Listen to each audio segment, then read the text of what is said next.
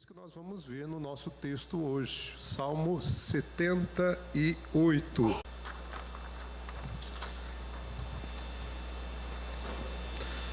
Livro dos Salmos, Salmo de número 78.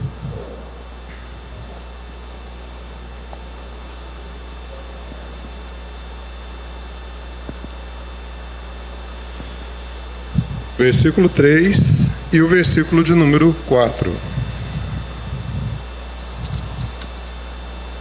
A palavra do Senhor diz assim: o que ouvimos e aprendemos, o que nos contaram nossos pais, não encobriremos a seus filhos. Contaremos à vindoura geração os louvores do Senhor e o seu poder e as maravilhas que fez. O que ouvimos e aprendemos, o que nos contaram nossos pais, não encobriremos a seus filhos.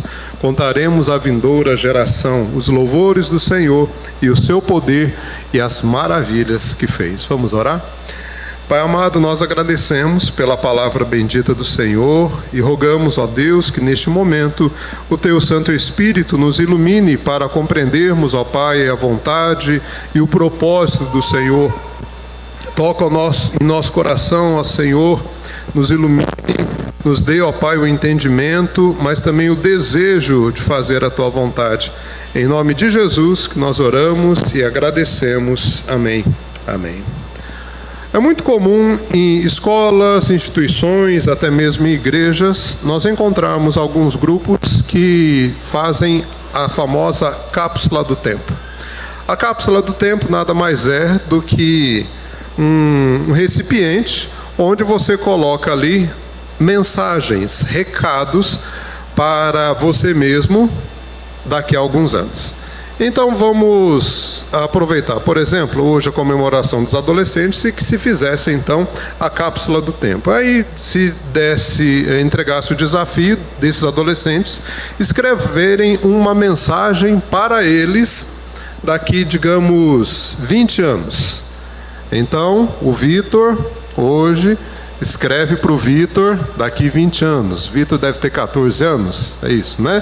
Então, ele vai escrever para o Vitor de 34 anos. Aí o desafio é tentar imaginar como que seria esse adolescente, como seria você, então, na idade futura. O que é interessante é que o que vai ser escrito ali são questões de expectativas.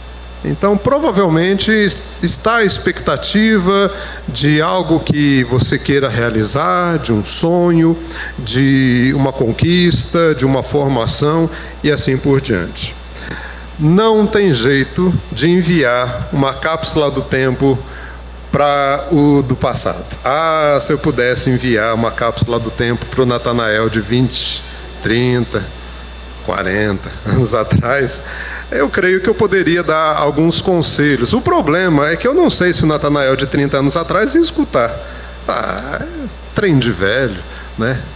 Não sei, não confiar nesse cara não. Pode até ser eu, mas não confio muito.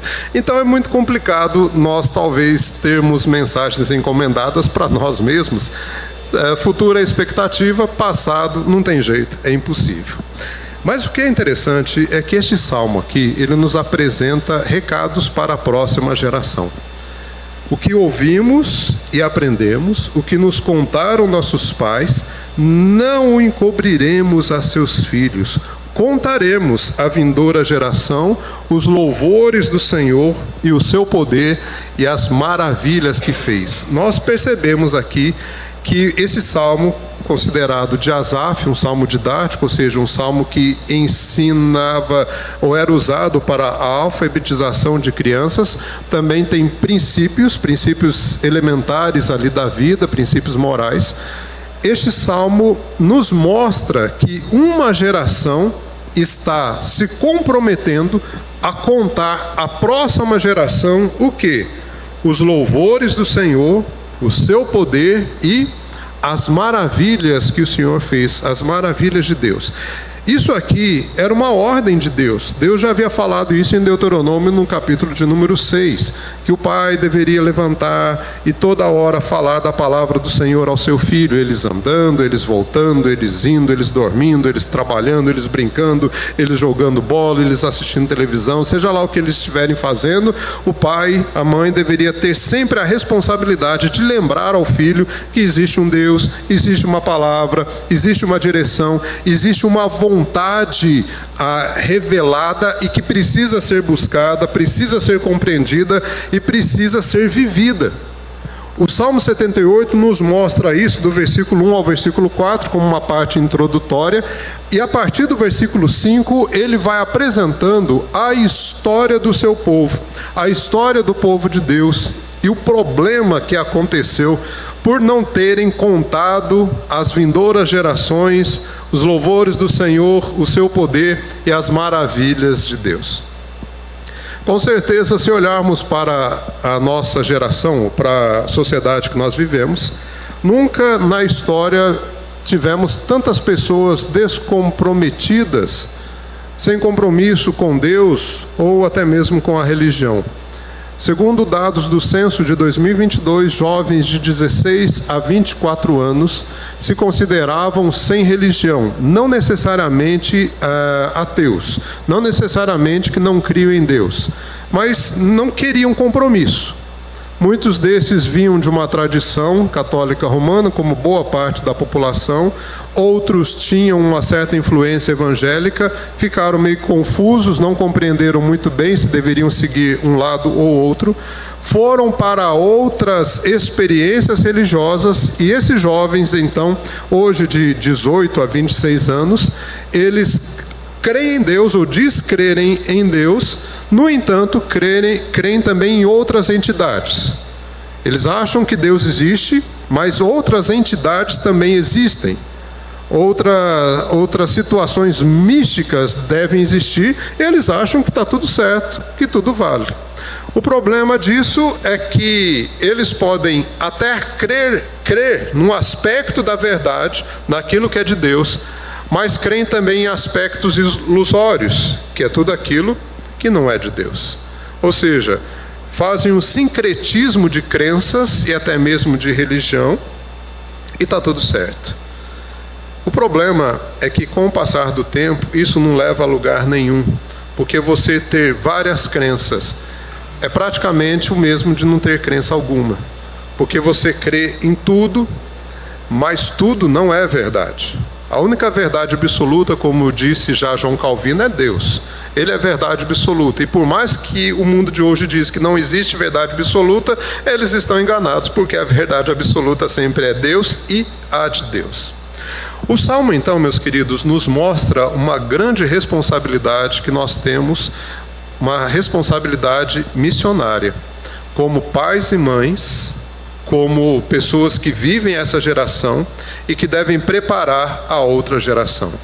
Quando diz aqui no texto, não encobriremos a seus filhos, o sentido é, não somente aqueles filhos que já nasceram, mas aqueles filhos que ainda nascerão, aqueles que nem existem, como dizia ou diz a minha mãe, que ainda estão no calcanhar do sapo, que ainda nem estão na existência, mas vão existir.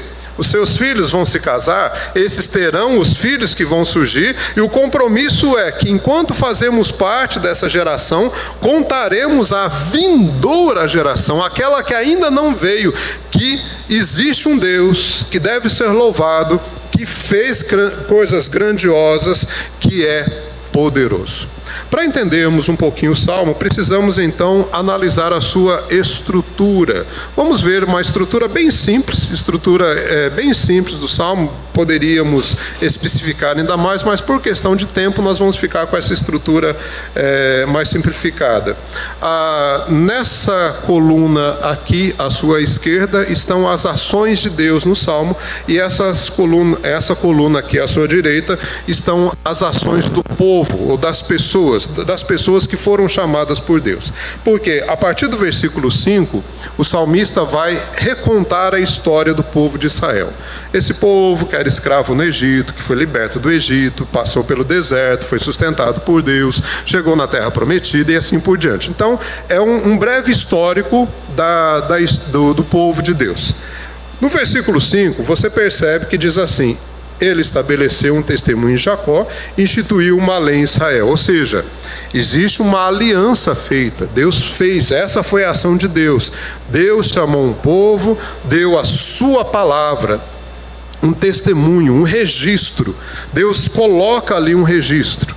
Qual foi a resposta do povo? Versículo de número 9, diz a resposta do povo: os filhos de Efraim, embora armados de arco, bateram em retirada no dia do combate, não guardaram a aliança de Deus, não quiseram andar na sua lei.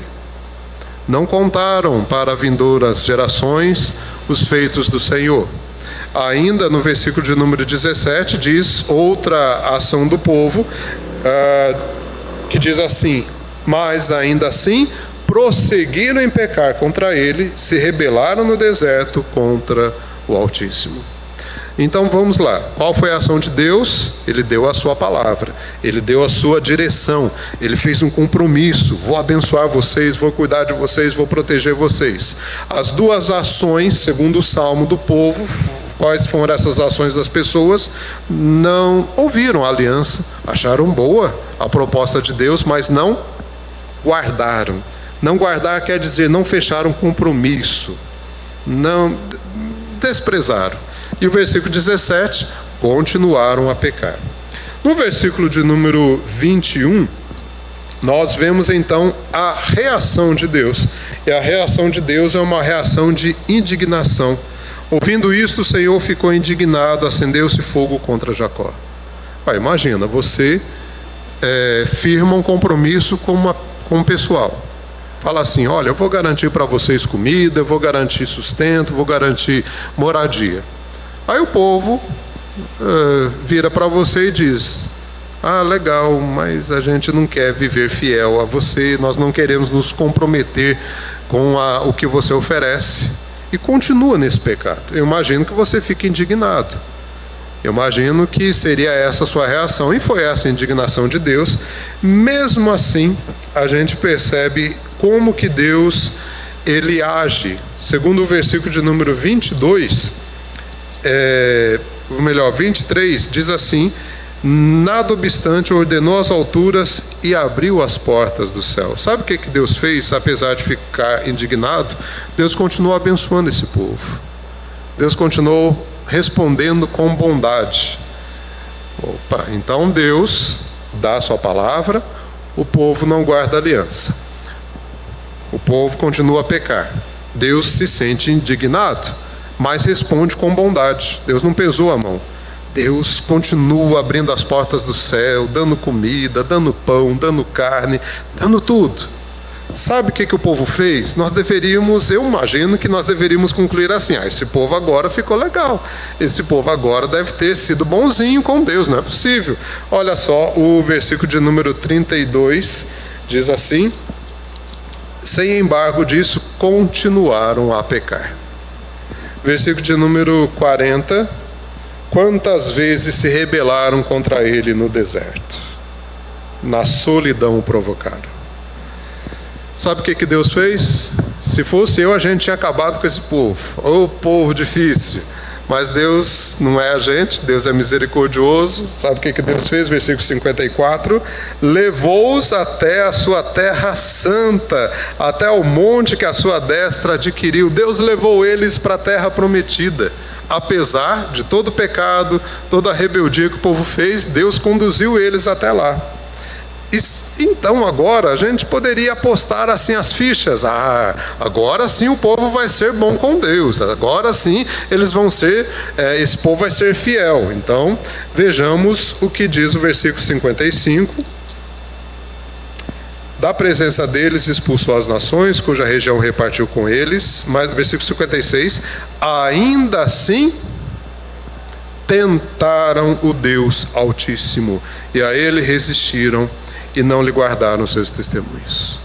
Mesmo Deus tirando eles do Egito, guardando eles no deserto, dando uma terra para eles, dando moradia, dando dignidade, o povo ainda tentou o Senhor. Bem, com isso, Deus teve que fazer algo importante, que é o que diz o versículo 65. O Senhor despertou como de um sono, como um valente que grita, excitado pelo vinho, fez recuar a golpes os seus adversários e lhes comminou perpétuo desprezo. E aqui é a disciplina de Deus, possivelmente uma referência ao cativeiro babilônico. Aí Deus teve que ajustar os parafusos. Esta é a história do povo de Deus do Antigo Testamento. Mas você sabia que esta também é a história do povo de Deus hoje? Por quê? Vejamos, se olharmos para a história como um todo, precisamos compreender que a história, ela não é desassociada de Deus. Você vai lá amanhã na sua escola, na sua faculdade, se na sua faculdade tem o curso de história, você vai ouvir, se não, não tem. Mas na escola você vai ouvir sobre as aulas de história. E nos dá uma impressão que as aulas de história nos mostram que Deus não faz parte dela. Que existe o Deus da história que a gente conta aqui na igreja. E existe um Deus que não faz parte da história, que é o que se conta na maioria dos currículos escolares. Deus não faz parte. Olha, apesar de Deus não aparecer no currículo escolar da maioria dos estabelecimentos públicos e privados de objetivo estudantil, Deus está lá naquela história. Deus continua naquela história, porque Deus conduziu aquela história. Essa concepção é justamente uma amostra de que a humanidade não quer Deus em sua história. Mas esse é o principal erro da humanidade, de achar que a história pode ser construída sem Deus. Não há possibilidade alguma de você ter uma história tirando Deus da sua vida, porque a história pertence ao Senhor, porque a história foi fundada pelo Senhor, a história é construída pelo Senhor, a história é descrita, escrita e dirigida pelo Senhor. O que ouvimos e aprendemos, o que nos contaram, as histórias que os nossos pais contaram, não encobriremos aos nossos filhos. E se você quiser saber o objetivo disso, veja o versículo 7, para que pusessem em Deus a sua confiança e não se esquecessem dos feitos de Deus, mas lhe observassem os mandamentos. Ou seja, precisamos, como pais, mães, avós, tios, como pessoas, contar a esta e às vindouras gerações sobre os feitos de Deus, porque eles precisam confiar no Senhor. Se esses jovens estão confiando em entidades, eles estão confiando em falsidades. E eles estão cada vez mais tristes, cada vez mais frustrados, cada vez mais decepcionados, não conseguem realizar seus sonhos, não conseguem alcançar nada na vida e quando alcançam se sentem ainda frustrados, porque tirando Deus ou vivendo sem Deus, o que você vai ter é tristeza, é amargura. Então, meus queridos, precisamos deixar aqui recados para a próxima geração. Primeiro recado que a gente precisa escrever e deixar registrado e falar com a nossa voz é que existe um excelente manual de instruções que Deus deixou. Existe um excelente manual de instrução que Deus deixou. Então, imagine você, não só imagine, mas faça isso, conte às vindouras gerações, deixando o recado: olha, você quer saber como viver, você quer saber o segredo da vida, tem um manual de instrução. Foi dado, foi feito já. E é Deus quem escreveu este manual. Veja só o versículo de número 5.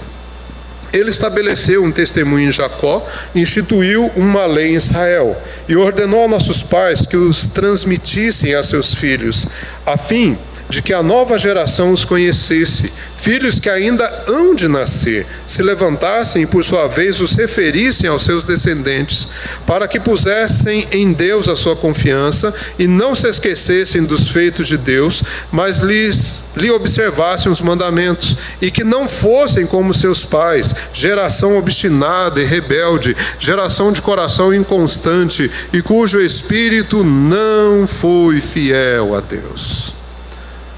Existe um manual de instrução. Este manual de instrução a essa geração é um manual que Deus deu, é a palavra do Senhor. Os nossos símbolos de fé, nossa confissão de fé, os catecismos menor e maior diz que a Bíblia é a nossa única regra de fé e prática. Ou seja, você pode ter manual de instrução para tudo na vida. Como se tornar rico? Vai na livraria mais próxima, vai na internet, você tem livros. Como fugir da pobreza? Provavelmente deve ter. Como conquistar o amor da sua vida? Não sei se tem, mas se você for atrás, provavelmente alguém está vendendo isso. E se não tiver, é a hora de você escrever. Vai que você ganha um dinheirinho escrevendo uma obra dessa, possivelmente alguém está procurando. Como ter sucesso profissional? Como ter sucesso emocional? Como ter sucesso nos estudos? Enfim, tem regra, tem manual para tudo. E tem muita gente atrás disso. Tem muita gente buscando isso. A palavra do Senhor precisa ser vista como um livro sagrado, sim. Precisa ser visto como um livro religioso. Bem, para quem quer definir isso, não tem problema algum. Mas é um livro de regra e de prática. Regra e prática significa que o que você quer de bom para a sua vida, tem na palavra do Senhor. O que você quer que funcione para a sua vida, você precisa buscar na palavra do Senhor. Quando diz que a geração anterior, a geração dos pais, foi uma geração obstinada e rebelde, significa que eles preferiram seguir os seus instintos, os seus achos, as suas próprias percepções, e não ouviram a palavra de Deus.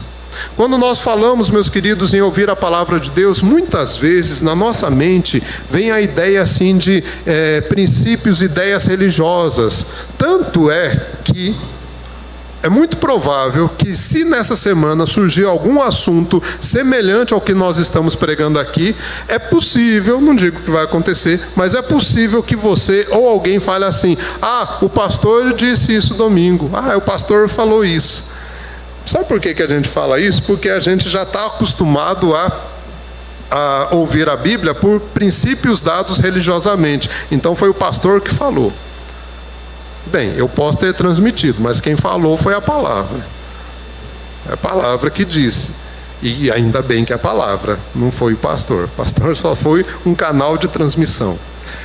Agora, a questão é: nós não vamos conseguir fazer missão nenhuma, não vamos convencer filhos algum, não vamos fazer nada de diferente no mundo se nós não acreditarmos que a palavra do Senhor é, sim, suficiente e única regra válida de fé e única regra válida de praticidade, de vida prática.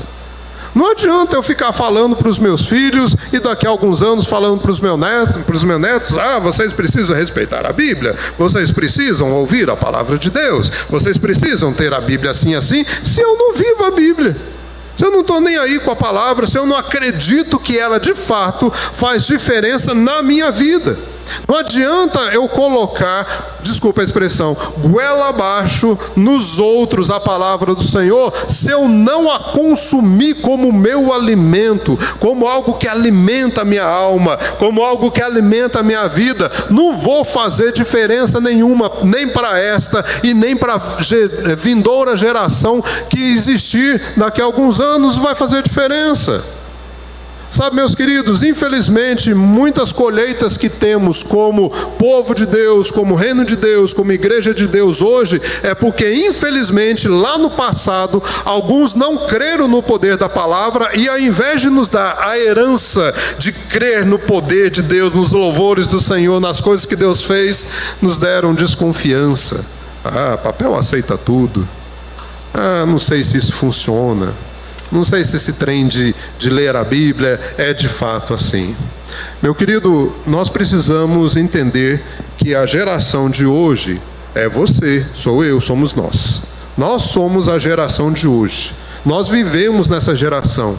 Isso quer dizer que está em nossas mãos a responsabilidade de passar às gerações seguintes essa fé genuína, não misturada com coisas que a sociedade diz ou deixa de dizer, mas autêntica. Autêntica. O mundo vai continuar nos oprimindo, vai continuar falando que a gente não pode falar nada, mas nós precisamos e somos os responsáveis em transmitir essa palavra. As Olimpíadas acabaram e tem uma prova que eu sempre acho muito interessante, que é do atletismo, que é a corrida de revezamento. O que mais nos empolga é aquela 4%. Que são 100 metros, cada atleta, 4 atletas. Mas se você conhece um pouco de atletismo, observou essa prova, você sabe que tem o intuito ali é que os 4 atletas de cada equipe corram muito bem, mas precisam do bastão. O bastão tem que ser passado. Não adianta, se um deixar cair, é desclassificado. Se o bastão não for passado, é desclassificado. Ou seja, chega o atleta, mas tem que chegar o bastão. Sem bastão, não completou a prova. Precisamos entender que nós somos a geração que hoje carrega o bastão. Mas esse bastão precisa ser passado. Se nós chegarmos lá dizendo, fizemos muitas coisas, cremos em muitas coisas, mas não passarmos a palavra que é o bastão, não adiantou nada. A próxima geração será uma geração de derrotados. Uma geração obstinada, porque também teríamos sido. Uma geração que aprendeu a infidelidade e a não temer a Deus. Os índices de censo nos mostram isso. Que os pais de outrora foram pais extremamente religiosos, mas não passaram a palavra. Por isso há jovens hoje buscando entidades para se comunicar. Jovens hoje que creem em Deus e creem em qualquer outros deuses que são apresentados, porque é legal a experiência sincrética. Meus queridos, recados para a próxima geração existe um excelente manual de instruções. Essa palavra é a palavra do Senhor. Essa geração vindoura precisa crer nisso. Mas também precisamos deixar claro o outro recado. Milagres e feitos de Deus não podem ser esquecidos. Milagres e feitos de Deus, pode passar, Diogo, por favor. Milagres e feitos de Deus não podem ser esquecidos. Não podem. Não encobriremos a seus filhos, contaremos à vindoura geração os louvores do Senhor. Isso não pode ser esquecido. Se você depois com calma quiser ler o Salmo em sua casa, você vai perceber que Deus exercia misericórdia e o povo respondia com rebeldia. Quando o povo respondia com rebeldia? Quando se esqueciam dos feitos de Deus. Deus abriu o mar vermelho. Na hora foi tudo legal, foi ótimo, foi bom demais. Opa, que beleza. Vamos passar o mar vermelho a pé enxuto. Passar o mar vermelho, vem o exército de Faraó atrás. O que aconteceu quando o exército estava lá e o povo já tinha passado? Fechou o mar. E o povo cantou, e o povo dançou, e o povo fez louvorzão lá a noite inteira, porque Deus deu libertação definitiva dos egípcios. Não somos mais escravos, Deus nos libertou. Canta, canta, alegre, alegre. E eu imagino eles contando: você viu o mar? Eu vi até um peixe passando assim, não tinha como atravessar, porque o mar estava interrompido, né, tal. Mas foi legal demais, foi. Até onde foi essa contação das maravilhas de Deus? Até num lugar chamado Mara. Sabe por que chamava Mara? Porque as águas eram amargas. O povo chegou lá e falou: essa água aqui não dá para beber, a água não presta, água salobra, água amarga, isso aqui não mata a sede, isso aqui nos mata. E vai o povo falar o seguinte: é por causa disso que Deus nos trouxe até aqui, Moisés? Deus nos trouxe até aqui para nos matar? Não tinha cemitério suficiente lá no Egito, então tem que matar a gente aqui no deserto? Pronto, se esqueceram dos feitos de Deus. Um Deus que abriu o mar vermelho não podia dar solução para uma água amarga, como deu logo após os versículos ali, fez, mas o povo não creu. Eu convido você a ler alguns versículos. Olha só o versículo de número 11. Esqueceram das suas obras e das maravilhas que lhes mostram. Versículo de número 32. Sem embargo disso, continuaram a pecar e não creram nas suas maravilhas. Versículo 36 e 37. Lisonjeavam-no, porém de boca, e com a língua lhe mentiam, porque o coração deles não era firme para com ele, nem foram fiéis à sua aliança. Versículo 56 e o versículo 57. Ainda assim tentaram o Deus Altíssimo, a ele resistiram, não lhe guardaram os testemunhos, tornaram atrás e se portaram aleivosamente como seus pais, desviaram-se como um arco enganoso. Sabe qual é o problema de esquecer dos milagres, dos feitos de Deus? É reclamar de Deus, é tentar a Deus, é falar que Deus é culpado de tudo. Deus tem culpa de tudo. Uma tragédia aconteceu. Onde estava Deus? Algo errado aconteceu na nossa vida, errado na nossa concepção, né? Cadê Deus para não deixar essas coisas acontecerem? Você tropeçou. Ah, Deus, porque o Senhor deixou eu tropeçar? Seu time perdeu. Ah, Deus, eu orei para o meu time ganhar. O Senhor não escutou a minha oração? Estou falando de coisas simples e assim, que não servem para nada, praticamente. Mas nós fazemos isso. Meus queridos, quando nós tentamos a Deus, além de pecarmos, nós estamos revelando a nós mesmos e ao próprio Deus, e quem sabe aqueles que nos ouvem, que nós esquecemos que Deus é poderoso. Nós esquecemos que Deus faz coisas grandiosas. E nós esquecemos muito fácil. Nós esquecemos muito fácil. Nós temos um problema. Nós sabemos que Deus faz coisas boas. Nós sabemos que Deus fez coisas grandiosas. Mas a gente esquece e deixa de confiar no Senhor. Esse é o problema.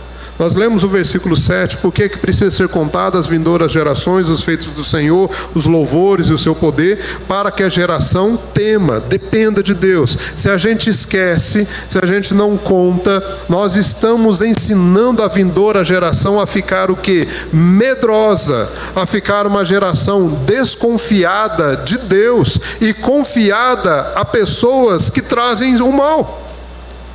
Quando você olha as cartas de Apocalipse, o Apocalipse como um todo, nós vemos ali que naquele tempo, que na verdade é o tempo que nós já vivemos, que muitas igrejas confiavam no que as pessoas diziam, no que a besta dizia, e não mais no que Deus diz.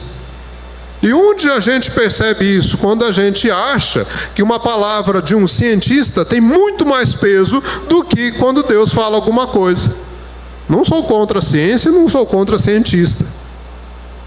Mas os próprios cientistas dizem que o que eles hoje trazem como verdade, amanhã pode ser refutado. Você pode ouvir e você pode seguir a sua vida no que a ciência diz, mas não confiando 100%. Tanto é que o princípio de cura, você sabe que não é do medicamento. O princípio de cura não é exatamente do tratamento. O princípio de cura continua e será sempre de Deus. De Deus. Pastor, mas eu estava com uma dor de cabeça e tomei dipirona e sarou. Foi a dipirona. Não, foi Deus que abençoou a dipirona. Porque se Deus não abençoar a dipirona, você pode tomar uma cartela inteira, que não vai resolver nada. O princípio de cura é do Senhor. O conhecimento que o cientista tem, quando ele descobre algo, ele tem porque Deus deu. Porque todo conhecimento vem de Deus. Todo conhecimento é do Senhor. Não é só o conhecimento bíblico religioso? Mas não somente. Todos os conhecimentos vêm de Deus. Certa vez um colega de curso estava contando sobre uma situação que a sua esposa teve, uma enfermidade grave, e ele buscou um médico. Ele morava lá no Rio de Janeiro, e ele buscou um médico conhecido por ser especialista. O médico tratou e, graças a Deus, a sua esposa foi curada. O tratamento foi eficaz. E ele estava na praia, encontrou esse médico lá na praia e foi agradecer. Olha, eu gostaria, doutor, de agradecer pelo seu tratamento, foi muito bom, graças a Deus que a minha esposa foi curada. Quando ele falou isso, o médico virou para ele e falou: graças a Deus nada, graças a mim. Não foi Deus que tratou dela, fui eu. Se não fosse eu, se não fosse o meu conhecimento, a minha habilidade, as minhas prescrições, a sua esposa não estava bem. Então, não foi Deus, fui eu. Eu não lembro exatamente o que esse colega disse, mas esse pensamento é o pensamento de grande parte das pessoas. Deus não tem nada a ver com isso. Deus preocupa com as coisas lá da igreja. Se quiser saber de Deus, vá para as igrejas. Olha, meus queridos, uma grande mentira, porque a terra que você pisa, seja aqui na igreja, seja ali na rua, lá na sua casa, pertence ao Senhor. Se você estiver andando aqui, estiver andando num país que é considerado budista, islâmico ou completamente ateu, aquela terra pertence ao Senhor, é de Deus. E todo conhecimento é de Deus. E aqueles que não reconhecem a Deus, que têm conhecimento, que adquirem conhecimento, mas não dão glórias a Deus, serão culpados pela sua soberba de não reconhecer que Deus deu condição, competência, conhecimento, e que eles são instrumentos para que o povo se sirva do conhecimento que Deus dá a cada um. Milagres e feitos de Deus não podem ser esquecidos. Nós não podemos adentrar nessa forma de sociedade que diz que Deus não tem nada a ver com a história. Precisam ser lembrados. E isso nos leva ao próximo ponto. Os milagres e feitos de Deus precisam ser contados. Como que não se esquece dos feitos de Deus? Conta. Tem que contar, uai. Tem que falar. Tem que dizer.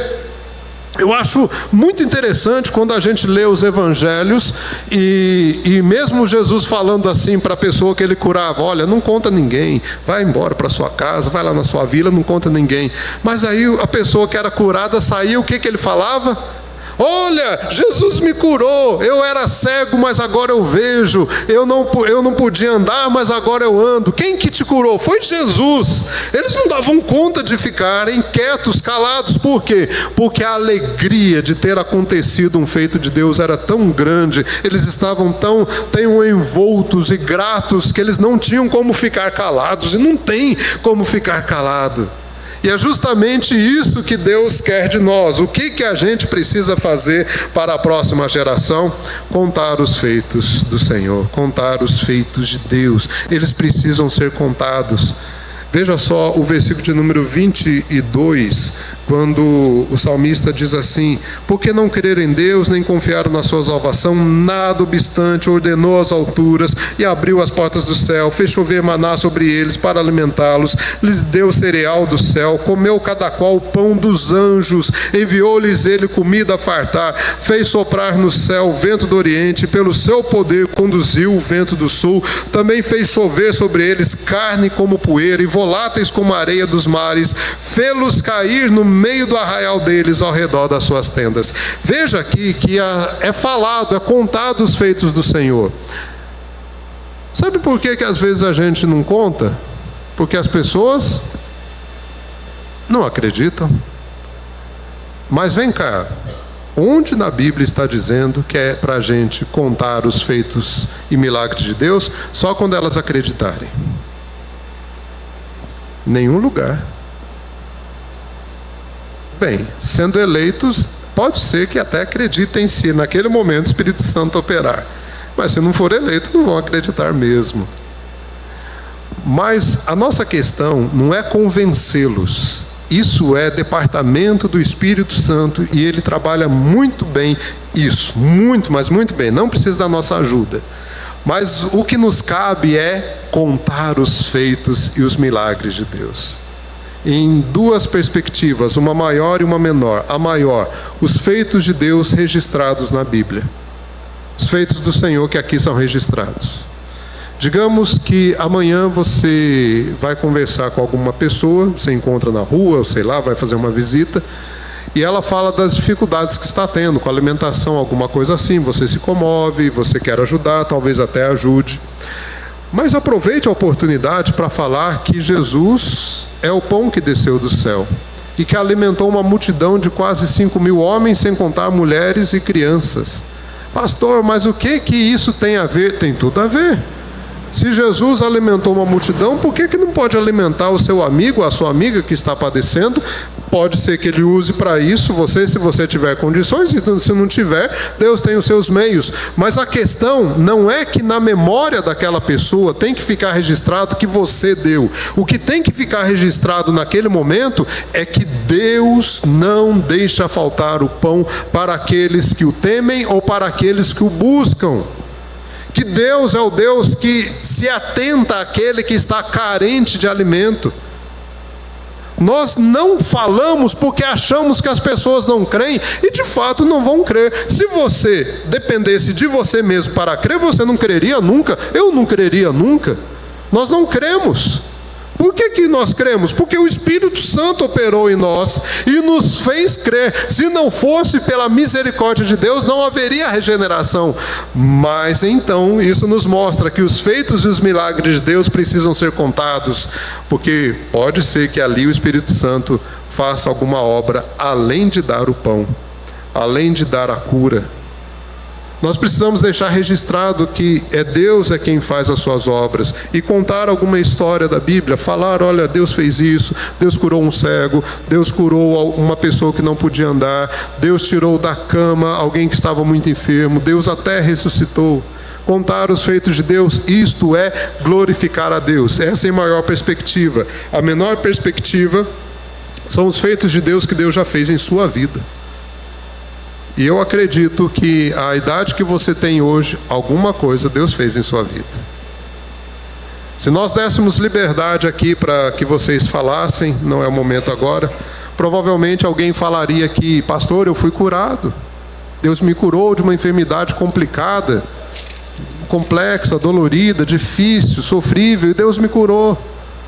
Pastor, Deus me tirou de uma situação de desamparo. Pastor, Deus me tirou das ruas. Pastor, Deus me tirou de uma vida imoral que eu achava que não tinha como sair. Eu estava preso, eu estava incrustado, não tinha forças, e Deus foi lá e me tirou desse lamaçal.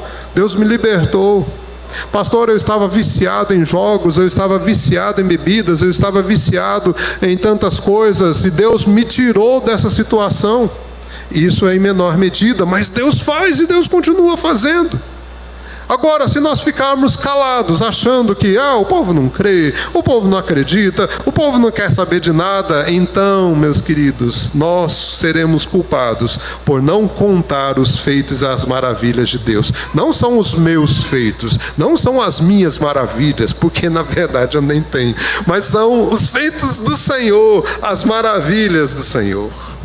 E assim, meus queridos, nós encerramos essa mensagem dizendo o último recado que nós devemos deixar à vindoura geração. A casa mais feliz para você é a casa de Jesus. É o último recado. De propósito, eu deixei a última parte do Salmo para o final, porque o salmista aqui, ele muda um pouco o tom. Nós vimos a estrutura do Salmo. Deus faz, o povo responde pecando. Deus faz bondade, o povo insiste em pecar. Deus dá terra, o povo continua pecando. Então, no versículo 65 há uma decisão de Deus. Qual é a decisão? O Senhor despertou como de um sono. Ou seja, Deus resolveu dar fim naquela dinâmica de pecado do povo. E veja só o que ele diz, no versículo de número 67 em diante. Além disso, rejeitou a tenda de José e não elegeu a tribo de Efraim. Escolheu antes a tribo de Judá, o monte Sião que ele amava, e construiu o seu santuário durável como os céus e firme como a terra, que fundou para sempre. Também escolheu a Davi, seu servo, e tomou dos redis das ovelhas. Tirou-o do cuidado das ovelhas e suas crias para ser o pastor de Jacó, seu povo, e de Israel, sua herança. E ele os apacentou consoante a integridade do seu coração e os dirigiu com mãos precavidas. Essa parte do Salmo aqui faz menção ao que Daniel, ao que Jeremias, ao que Isaías também já se referiram. Que Deus, Ezequiel também, Deus fará uma nova aliança com o seu povo.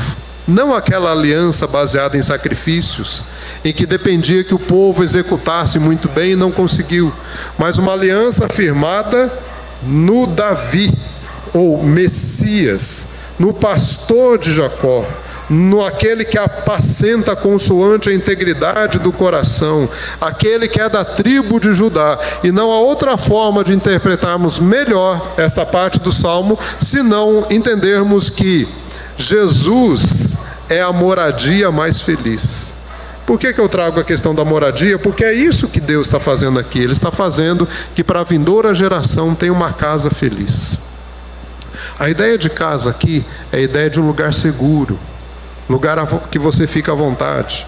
Por exemplo, o culto está acabando, você, não sei, vai para algum lugar, mas provavelmente depois você vai para a sua casa.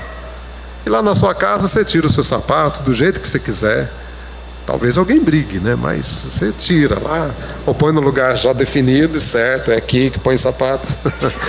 Mas você anda de sandália, anda de chinelo, anda de meia, anda descalço, anda do jeito que você quiser, porque é a sua casa. Você não precisa ficar, né, com formalidades, é a sua casa. Põe aquele bermudão, né, onde você fica lá à vontade. Fica à vontade, é a sua casa, aconchegante. Conversa as coisas normais aí da casa, normal.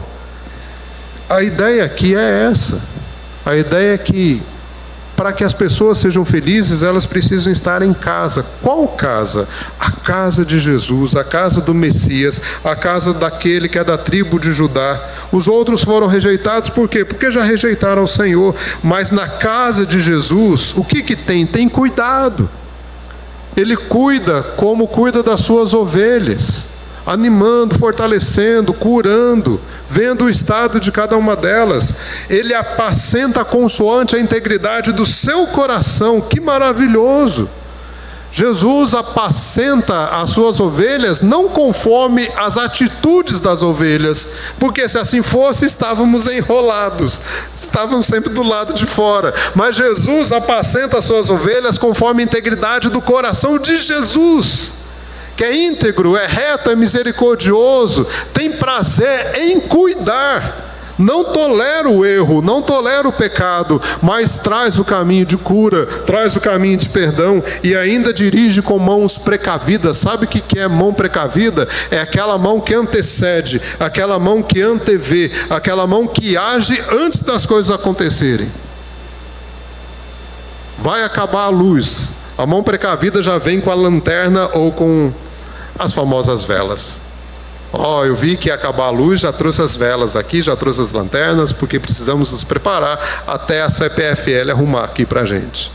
É aquele que percebe, é aquele que quando você fala assim, acabou o feijão, ele já trouxe 2 quilos de feijão aqui, já podemos cozinhar. É aquele que percebe e antes das coisas acontecerem, ele já veio. Muitas vezes nós achamos que quando coisas ruins acontecem, Deus não olhou. Sabe, é que a gente não consegue perceber, mas até quando as coisas ruins para nós acontecem, Deus já estava com a sua mão nos sustentando, diminuindo a dor, diminuindo o sofrimento. Meu querido, esse texto é um texto que nos impulsiona a missões, mas nos impulsiona a missões de um jeito coerente e íntegro. Não adianta a gente separar alguns domingos no mês de agosto para falar de missões, se depois, no primeiro domingo de setembro, a gente não quer nem saber mais sobre isso. Não tem sentido. Foi só para a religiosidade, só para o calendário presbiteriano. Aí não tem sentido nenhum. Não vai fazer parte da nossa visão de enxergar o mundo, enxergar que o mundo é o campo de Deus, é o mundo de Deus, é o Deus que ama esse mundo, e nós estamos aqui justamente para fazer a vontade de Deus no mundo, no mundão aí, que é o mundão do nosso Deus. A casa do Senhor, a casa de Jesus é a casa mais feliz. Nós precisamos deixar registrado isso para o mundo, para que daqui a alguns anos, quando seus filhos quando eles saírem de casa e de repente não quiserem mais saber de igreja, não quiserem mais saber de Deus, você tenha consciência de que transmitiu a palavra e que se ele não quer saber de Deus, é culpa dele. Agora, se ele deixou a palavra porque não entendeu direito a palavra, é a culpa minha, é a culpa nossa. Porque transmitimos religiosidade, mas não transmitimos o poder do Senhor, não transmitimos louvores do Senhor, não transmitimos o poder do Senhor. Como que a gente transmite? A gente transmite com a vida da gente. Eu vou convencer os meus filhos de que Deus é poderoso, mostrando na minha vida que Deus é poderoso. Eu vou transmitir o que é fé para os meus filhos, crendo em momentos que eu não sei o que fazer, mas eu creio que Deus vai fazer. Mostrando para ele que tem um buraco enorme, não sei como atravessar, vamos esperar Deus dar a ponte ou nos fazer atravessar do jeito que tem que atravessar. É assim. Não adianta, vamos ver o que vai acontecer, não sei, vamos torcer, faça figas, talvez outros deuses nos ajudem. Aí, meu irmão, é melhor largar para lá. Precisamos contar a essa geração que nós somos crentes, que nós vivemos neste mundo. Nós cantamos esse hino hoje pela manhã e te convido a contá-lo novamente agora. E no 386, cante esse hino como uma resposta à mensagem que nós ouvimos. Direi ao mundo que sou crente, não me envergonho de dizer. Direi ao mundo que sou crente e que por Cristo vou viver. Direi ao mundo que Ele salva e nesta vida o seguirei. E eu bem sei que crendo nele, terás as bênçãos que encontrei. Direi ao mundo que Ele ama